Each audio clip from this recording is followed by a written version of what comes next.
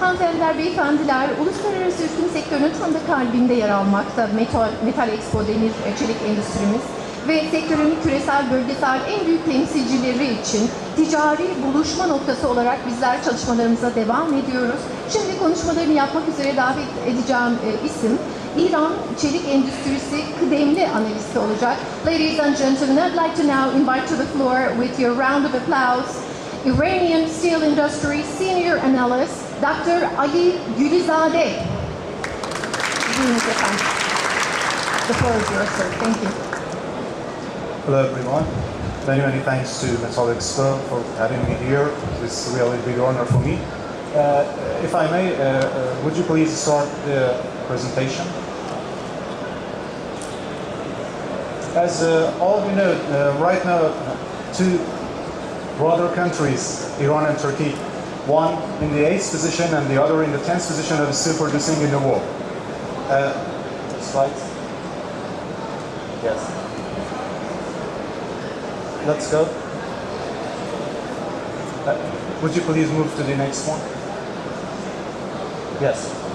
As you can see in 2022, 2023, 24, the crude steel production for these two brother countries, 30 million tons for Iran in 22, Turkey was very good, 35.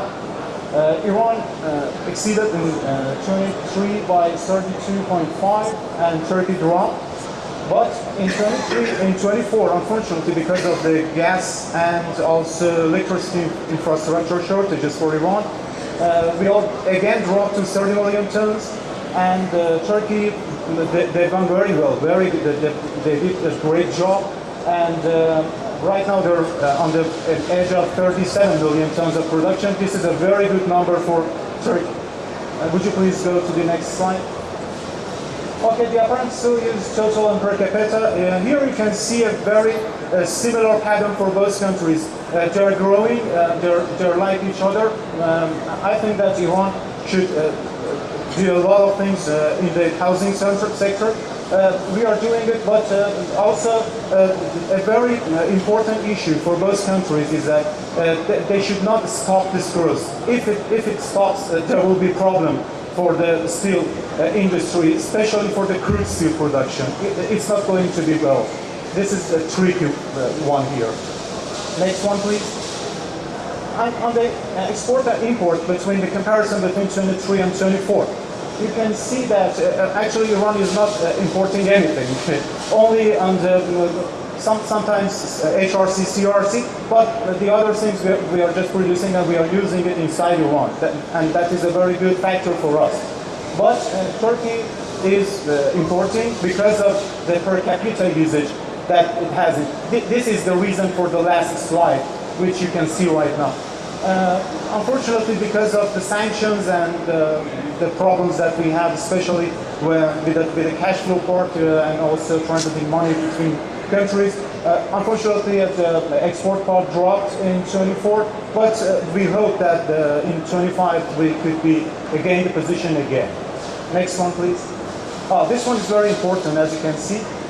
The crude steel production by process on 24. This is very important because of the green steel. As you know, everyone's talking about green steel right now in every conference, every part in the world. Whenever you go to a conference, it's about steel. Everybody's talking about green steel. This is the key slide for that. Why? Because right now in Turkey, around 30% of the production is based on the BOF. As you know, that BOF is 2.8 on the CBAM, and it's not good. And 70% is based on the EAF. But in Iran, it's around more than 92% and 8%, less than 8% on the BOF side. Next one, please. Thank you. And the most important slide is as you see, the capacity utilization here, the CUR. This is very important because when you're talking about an industry, when your CUR factor dropped below 85%, it means that you should stop investment. There should be no investment and no developing in the sector. On the economical base, I'm talking.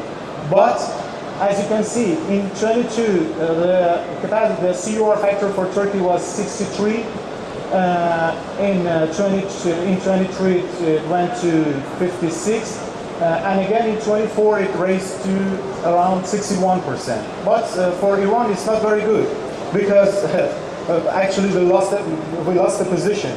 As you can see, in 22 it was near 73%. It was a good number for the steel industry of Iran.